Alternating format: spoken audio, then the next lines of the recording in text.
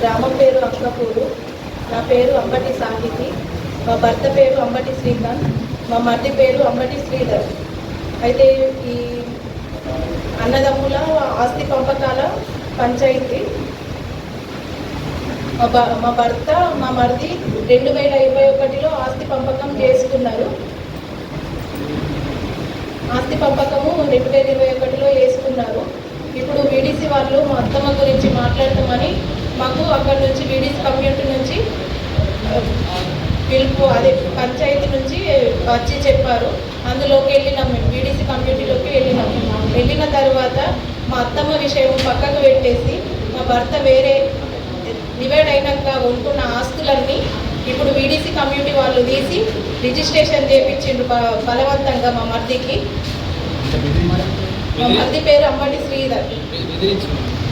బెదిరించి రిజిస్ట్రేషన్ చేపించకుంటే ఆ పంచాయతీ 20,000 జరిమానాని రాయడం జరిగింది. వీడీసీ కమిటీ పంచాయతీ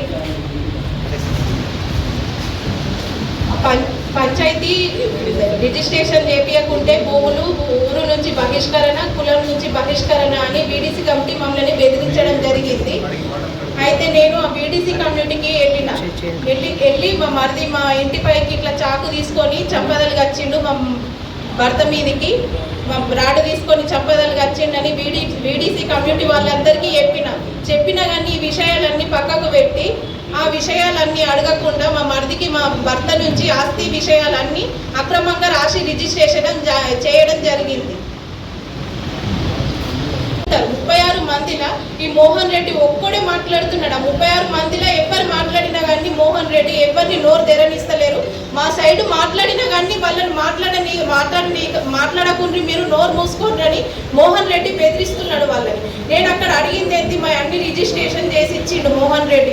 మీరు రిజిస్ట్రేషన్ చేసి ఇచ్చినప్పుడు మా మరిది 7 ఎకరాల భూమి డికంపెల్లిలో దొంగతనంలో కొనుక్కున్నాడు. 2013లో మా పెళ్ళైంది, 2021లో ఆయన పెళ్ళైంది, 2015లో మా మరదల పెళ్ళైంది. 2015లో ఒక అకౌంట్ ఆర్మూర్లో తీసుకున్నాడు. ఆ అకౌంట్ పొత్తులకు వస్తుందని ఆ అకౌంట్ మేము అడిగితే ఈ భూములన్నీ మళ్ళీ దొంగతనాలు అన్ని భయంకరం చెప్పి ఈ రిజిస్ట్రేషన్లు అన్నీ మా మరిది పేరు మీదకి వేయించుకున్నాడు. ఆ అకౌంట్ రాలేదు మాకు. ఆ 7 ఎకరాల భూమి మాకు ఇవ్వలేదు. వీడీసీ అకౌంట్ ఈ 7 ఎకరాల భూమి పక్కకు పెట్టేసి మా భర్త మీద ఉన్న ఆస్తులన్నీ మా మరిది మీదకి చేపించింది. ఇప్పుడు అమౌంట్ కూడా ఇస్తలేరు మాకు. ఇప్పుడు ఇల్లు ఖాళీ చేయమని మాకు భయం చెప్తున్నారు. ఇవాళ పొద్దున లేచి నుంచి మా మధ్య జగన్నాథ్ మనిషి ఒక ఆయన జగన్నాథ్ మనిషి ఉన్నాడు మా తరపు నుంచి.